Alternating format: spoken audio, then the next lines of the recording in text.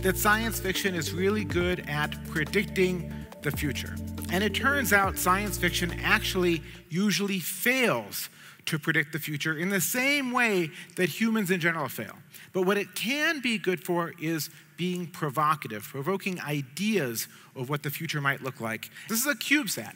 This is a 1.3 kilo sat that, because of Moore's law, because of that shrinkage of computing physically in cost and in its energy requirements, it can do what a 1,000 kilo payload used to be required to do a decade or 15 years ago. So this is the real future. It's a future not of bigger, bolder, more expensive, but of smaller, cheaper, and faster. And that affects everything. That is the power of technology. And in fact, that's the power of software specifically. Software is replacing the human pilot, and through technology, through the shrinking cost of computation, through the increased capabilities of computation, we are lowering the cost of access to space.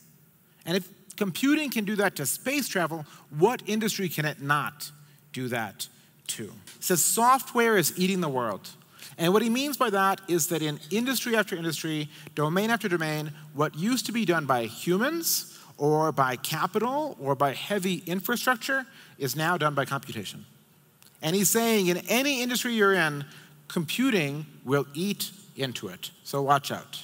We're not headed for a world of super powerful AI taking over the world. I don't share Elon or Stephen Hawking's concerns about that.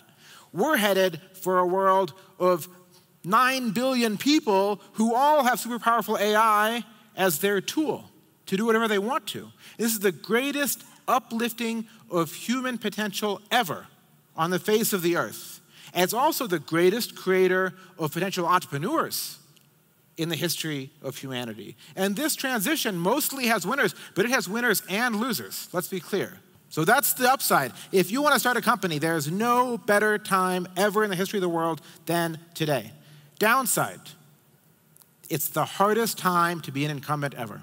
It's harder than ever to remain at the top because change comes faster and faster and faster. And it's not about how much power you have today, and it's not about how big your bank account is today. It's really about the pace at which you innovate, the agility you have, how quickly you can turn the ship when conditions change, and your ability to leverage network effects. There are certain things where consensus really is vital, but innovation is not one of those things. If you sit in a room and any person around this table can veto the innovation, can veto the experiment, how many experiments will actually happen, right? It's asymmetric. If any one person can say no, but it takes everyone together to say yes, the odds are just stacked against yes.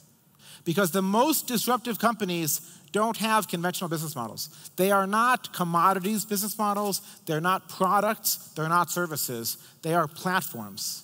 The most disruptive companies in the world have the courage to disrupt themselves.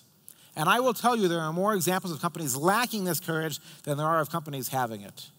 When technology is the disruptive force, when a deep technology trend is the reason for disruption, you cannot stop it. And your only choice is to have the courage to disrupt yourself, even if it means throwing away your revenue from CDs or your revenue from print film, and embrace the new. The most disruptive companies in the world act with purpose. They act in a way that is about changing the world and making the world better in some way.